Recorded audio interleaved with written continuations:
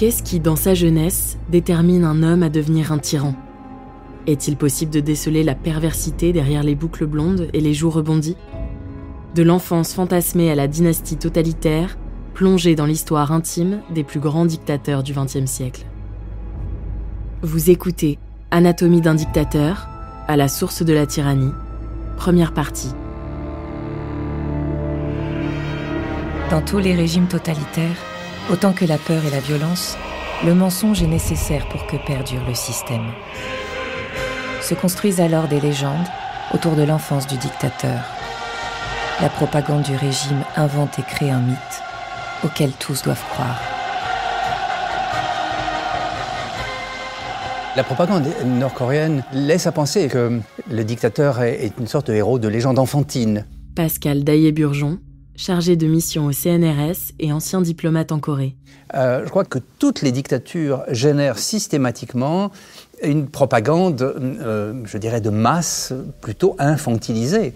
Ce qu'on disait de Mussolini, par exemple, qu'il ne dormait pas, ou que la nuit, les plombs sautaient lorsqu'il honorait sa maîtresse, tellement il était vigoureux. Ça fait rire aussi, hein. Et c'est de même nature quand on explique que Kim Jong-un ne dort pas, Kim Jong-un ne mange pas, c'est tout aussi ridicule. Mais la propagande est absolument essentielle au système. C'est-à-dire que le système a tellement mis en avant l'héroïsme familial qu'on ne peut plus s'en sortir. Il y a une logique autosuffisante. Donc il remplace au fond tous les héros de l'ancien temps, il remplace les figures tutélaires mythologiques de la culture coréenne. Il y a une identité absolue entre les dirigeants et le pays lui-même. Donc en fait, il y a avant Kim Il-sung, comme il y avait avant Jésus-Christ, puis il y a, à partir de la naissance de Kim Il-sung, l'apparition d'une nouvelle ère, et Kim Il-sung est celui qui a tout fait changer. Et donc son fils et son petit-fils sont dans la même lignée. Ce sont des demi-dieux, ce ne sont pas des êtres normaux. Et donc à ce moment-là, on entre dans un type de psychologie totalement différente de ce qu'on peut imaginer. Mythes et légendes sont nécessaires pour asseoir un despote. Et ceci lui dessine un destin parfois si exceptionnel qu'il devient difficile aux historiens de démêler le vrai du faux. On a affaire, en quelque sorte, à un objet qui est empoisonné, tout simplement parce que, comme il s'agit de dictature, cet objet a été recomposé, retravaillé par les dictateurs quasiment tout le temps. Didier Mouchedlac, professeur en histoire contemporaine. Ils s'en sont soit occupés, je dirais, pour refaire une image qui leur convenait à eux, ou soit ils ont délibérément détruit la documentation. Parce qu'en fait, derrière tout ça, il y a une idée qui est centrale, c'est qu'un chef, dès sa naissance, n'est pas quelqu'un de normal. Certains tyrans s'emploient eux-mêmes à construire cette légende. Benito Mussolini, né le 29 juillet 1883 à Predapio, participe de nombreuses fois au cours de sa carrière d'homme politique à l'élaboration de son histoire recomposée. C'est à l'âge de 28 ans qu'il commence ce travail de réécriture. Suite à la guerre de Libye, en 1911-1912, il croupit en prison. Et là, il s'interroge sur sa vie. Et là, il se dit, finalement, où j'en suis. Et il va en déduire qu'il a forcément un destin exceptionnel, qui vient des milieux pauvres, et il se fabrique déjà un monde à lui, il réaménage déjà sa première enfance, en disant qu'il était bagarreur. Dès 4 ans, il allait casser la figure à ses petits camarades, qu'il a continué après dans toutes ses études secondaires, et qu'en fait, il se forge l'image, alors qu'en 1911-1912, il n'a pratiquement aucune chance de connaître son futur destin. Donc ensuite, ça c'est le premier volet. Deuxième volet, 1928, il est au pouvoir depuis 1922, depuis 6 ans. Et là, il nous livre un portrait qui n'a plus du tout la même consonance. Un portrait où il se présente Les origines pauvres sont évacuées, il s'inscrit dans une lignée quasiment d'aristocrates, il corrige tout ce qui est misérabilis, il apporte des correctifs à sa vie. Tout simplement parce que le dictateur, lui, il est persuadé qu'il a à l'origine un destin exceptionnel, qu'il est né du peuple, ça c'est très intéressant, et que, comme né du peuple, il est appelé à commander le peuple.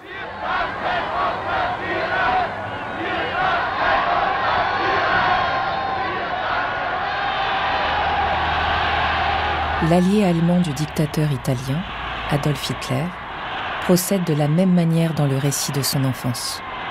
Il y dessine le portrait confus d'un enfant, puis d'un jeune leader révolté face aux injustices, qu'il s'invente également et qu'il formalise dans un livre devenu un véritable brûlot. Le récit d'Hitler par lui-même, c'est dans Mein Kampf, et ce n'est certainement pas à prendre au pied de la lettre, puisque Mein Kampf est écrit en 1924, à un moment où Hitler est défait politiquement, où il doit se refaire, comme au jeu. Johann Chapoutot, historien. Et dans ce livre-là, qui est à la fois un manifeste politique et une autobiographie supposée, il crée un mythe. Le mythe du marginal, le mythe du héros éloigné, qui advient peu à peu à la lumière. Dans Mein Kampf, Hitler vise à montrer qu'il est un homme sorti du rang, qu'il est un Allemand parmi d'autres, un Allemand ethnique en l'occurrence, puisqu'il n'est pas allemand du point de vue d'état civil, c'est un sujet de l'Empire austro-hongrois. Et tout le récit de son enfance vise à montrer cela, en grossissant des traits, de son éloignement, de sa misère supposée, alors qu'on sait que la prime enfance d'Hitler a été beaucoup moins difficile que ce qu'il le dit.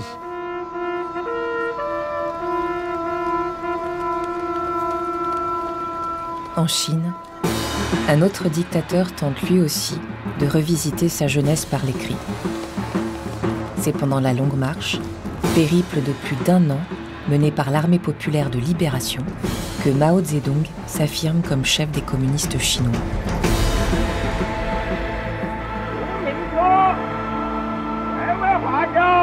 C'est lors de ce périple que le futur dirigeant suprême du Parti communiste contribue à l'invention et à la rédaction de sa jeunesse fantasmée. Au départ, c'est Mao lui-même qui s'est fabriqué ce personnage. Alain Roux, historien et sinologue.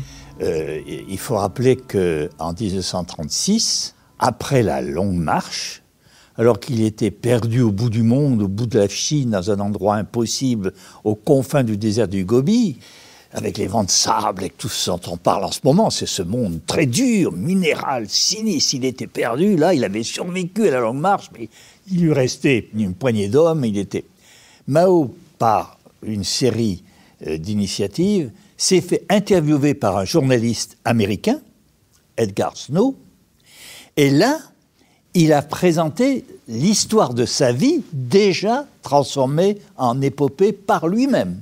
Ça a donné ce livre extraordinaire qu'a lu ma génération avec passion, Étoile rouge pour la Chine.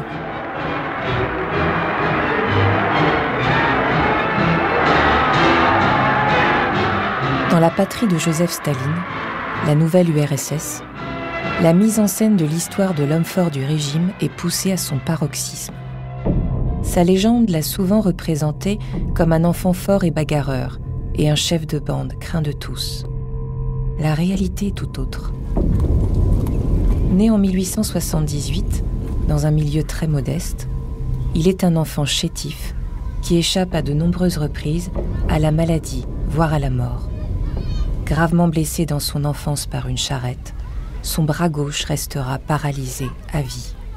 Présenter Staline dans sa jeunesse comme un bagarreur, chef de bande, c'est une plaisanterie. Jean-Jacques Marie, historien spécialiste de l'URSS et du communisme. Il n'a pas les moyens des chefs de bande. Il peut participer, il peut pousser les autres à aller se battre. Et il peut les exciter par des remarques sévères, mais lui-même ne peut pas remplir ce rôle. Vous ne pouvez pas être un chef de bande dans une civilisation paysanne si vous ne pouvez pas vous-même cogner sur les autres. En fait, Staline a toujours été un peureux. Et ça se marque très vite tout au long de sa carrière. Le dernier voyage qu'il fera dans la population de l'URSS, pour voir les membres, les cadres de son parti, c'est 1928.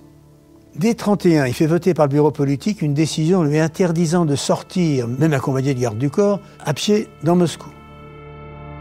D'où le fait qu'il faut que la légende le transforme en contraire du peureux, d'où les films sur la guerre civile où on le voit sur un marchepied, sur la locomotive, en train de défier les Blancs. Bon, mais ça ne correspond en rien à une réalité. Le mensonge est l'un des piliers des régimes totalitaires. Il faut toujours tordre la réalité, jusqu'à ce qu'elle se conforme au discours et à l'idéologie du dictateur. Comme pour beaucoup d'enfants, il y a deux figures déterminantes dans l'enfance d'Hitler, qui sont le père et la mère. Hitler a ourlé une image de sa mère qui est tout à fait classique, la douceur, la sensibilité, l'amour maternel, etc.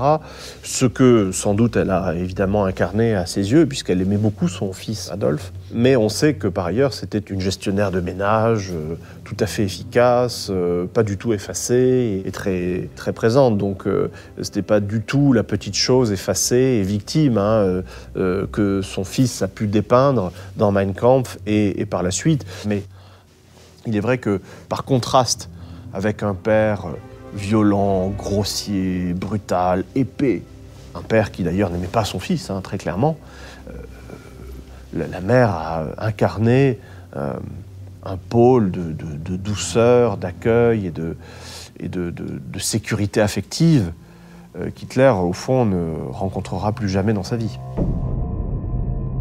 Alcoolique et violent, Aloïs, l'autoritaire père d'Adolf Hitler, a la main leste sur sa femme et ses enfants. Le jeune Adolphe devient sa victime préférée.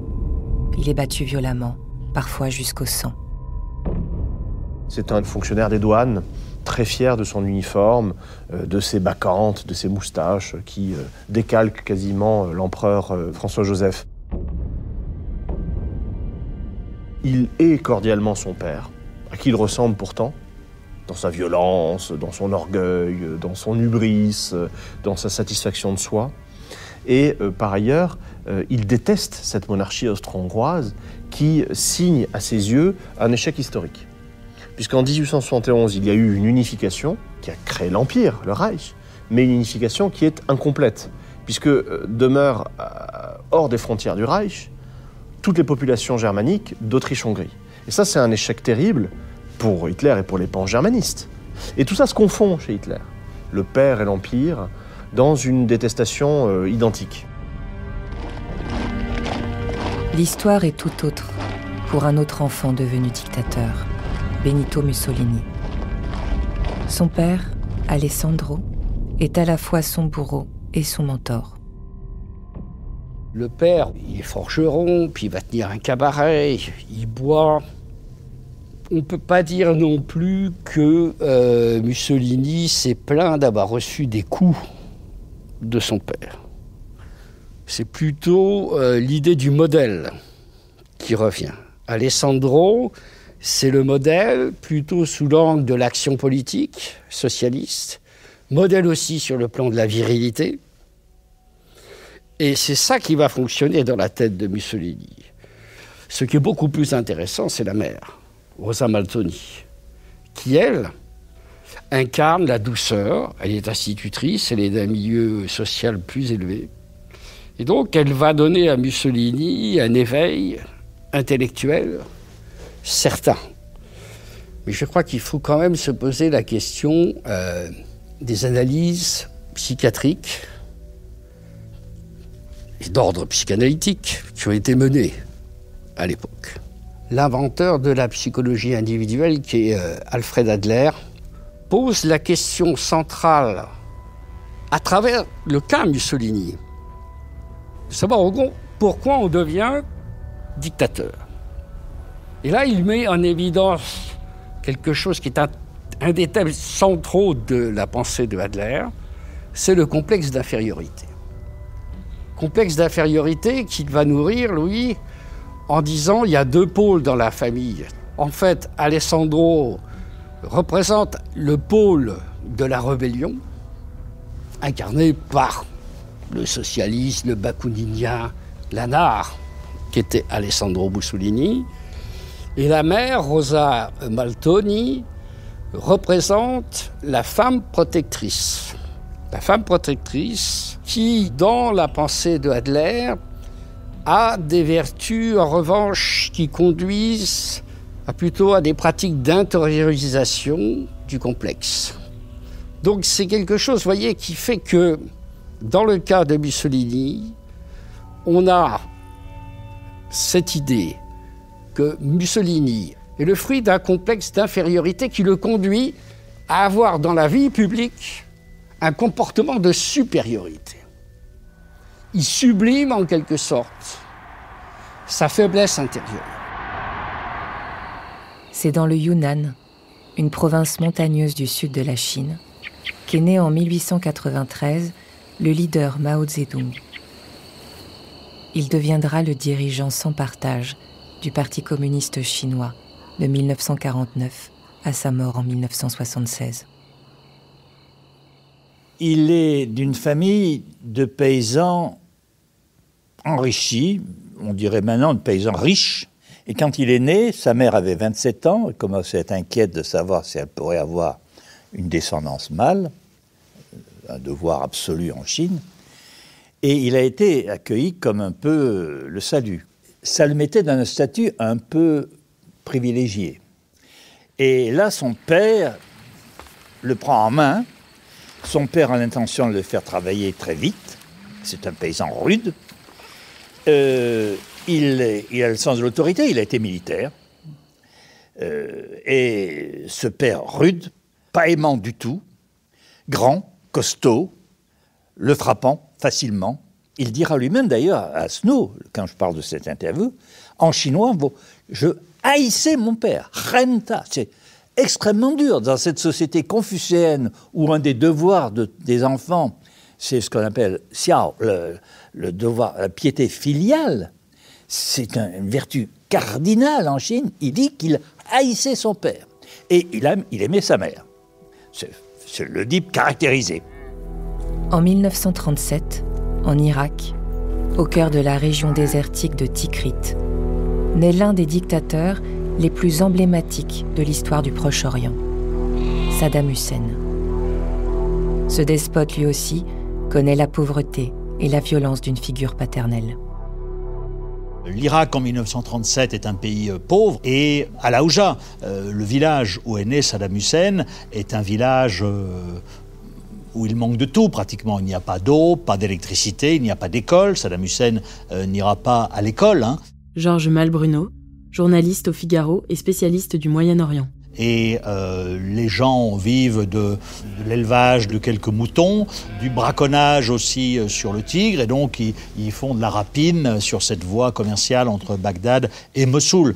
Donc Saddam Hussein naît dans des conditions difficiles, dans un milieu familial sans père, où il reçoit peu d'amour, où il est considéré comme entre guillemets, un bâtard. Et sa mère, quelques mois après sa naissance, et donc le décès de son père, va se mettre avec un autre homme qui s'appelle Hadj Hassan Ibrahim, qui va être un petit peu le père adoptif de Saddam Hussein, mais qui va détester Saddam Hussein, qui va être violent avec lui, qui va le battre quasiment tous les jours. Et donc, effectivement, l'âme, je dirais, violente de Saddam Hussein prend corps dès les premières années de sa vie, au milieu de tout cela.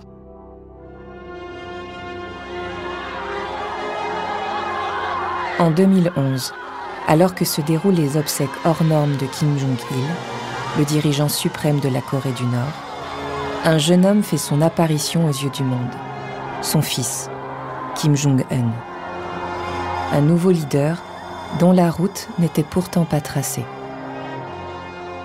Le principe dynastique de la Corée recouvre au fond ce qu'on retrouve dans toutes les histoires dynastiques des régimes absolutistes, c'est-à-dire qu'il y a des épouses premières, secondes, des courtisanes et qu'on se bat pour la succession. Donc Kim Jong-il, le fils de Kim Il-sung, a plusieurs mariages, plusieurs épouses, toute une descendance un peu complexe, mais enfin disons qu'il a une concubine favorite qui a enfanté Kim Jong-nam. Mais il a ensuite rompu avec cette concubine qui était malade, qui est partie en Russie, et il en a une autre avec qui il a 3 enfants, notamment Kim Jong-un. Donc il a 2 enfants de 2 femmes différentes qui ne sont pas ses épouses légitimes, car il a une épouse légitime avec laquelle il a eu 2 filles. Et au fond, les 2 mères se battent jusqu'à la fin pour imposer leurs successeurs. C'est ce qu'on retrouve, je ne sais pas, en Grande-Bretagne dans la guerre des 2 roses au XVe siècle. Enfin, c'est la même idée. Et ces 2 compagnes vivent dans des palais séparés, ne se voient pas, ne se supportent pas, ne se connaissent pas. Et donc, dès l'enfance, Kim Jong-nam a été préparé pour la succession et Kim Jong-un et son frère aîné préparés pour défaire le prince héritier pour prendre leur place, en fait. Et dès qu'ils ont pu le faire, ils l'ont fait. Et on sait d'ailleurs qu'il y a quelques années, Kim Jong-un a fait tuer ce Kim Jong-nam, ce qui veut dire que depuis l'enfance, il fallait l'éliminer. Hitler va connaître une scolarité double, d'abord comme interne dans un monastère, comme ça se fait beaucoup en Autriche, depuis le XVIIe siècle, depuis la contre-réforme, les ordres religieux ont une quasi-prééminence dans l'enseignement, dans l'administration de l'enseignement, notamment primaire. Donc Hitler est interne et c'est un élève tout à fait médiocre, dissipé, peu concentré, assez inapte au fond au travail suivi et à la réflexion. Ça, c'est quelque chose qui va le poursuivre d'ailleurs toute sa vie. Il a une seule qualité intellectuelle, c'est l'hypermnésie. C'est quelqu'un qui a une mémoire absolument fabuleuse, ce qui est assez handicapant d'ailleurs. C'est une pathologie, l'hypermnésie. Et lui, c'est la seule caractéristique, si vous voulez, intellectuelle qui le distingue. Sinon, il est véritablement incapable de travailler sur le long terme.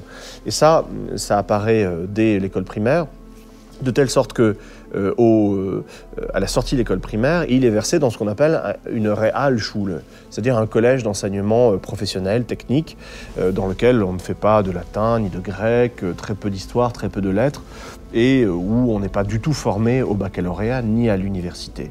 Et même dans ce collège d'enseignement technique, il ne brille pas, et c'est peu de le dire, il a des résultats tout à fait médiocres, même si il se passionne pour les cours d'histoire de son professeur, le docteur Putsch, qui propose à ses élèves un récit pangermaniste très orthodoxe. Et ça, le jeune Hitler absorbe très clairement ce discours-là, qu'il entend par ailleurs partout, puisque c'est un discours très répandu dans la droite autrichienne et dans la droite allemande, mais singulièrement dans la droite autrichienne, et c'est quelque chose qui le structure pour la vie.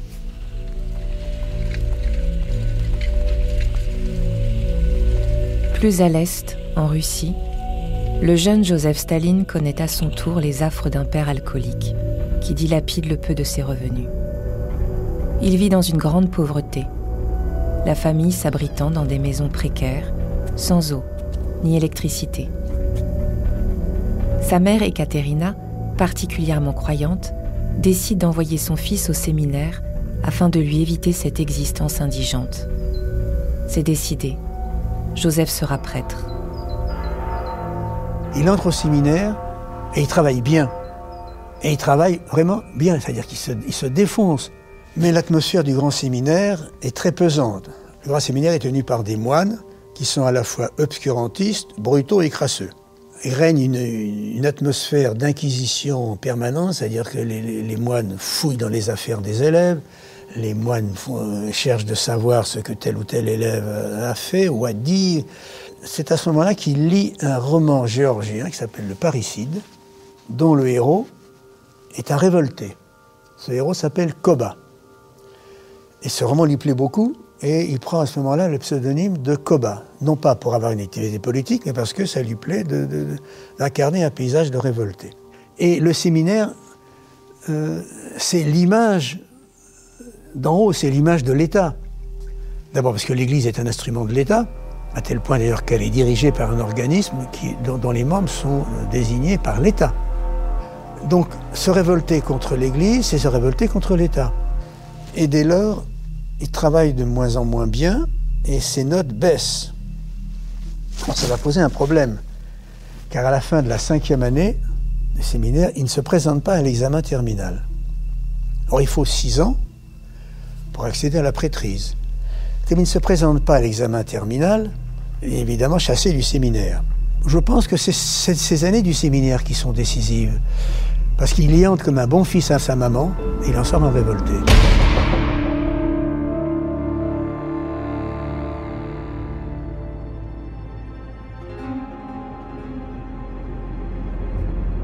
Vous venez d'écouter Anatomie d'un dictateur.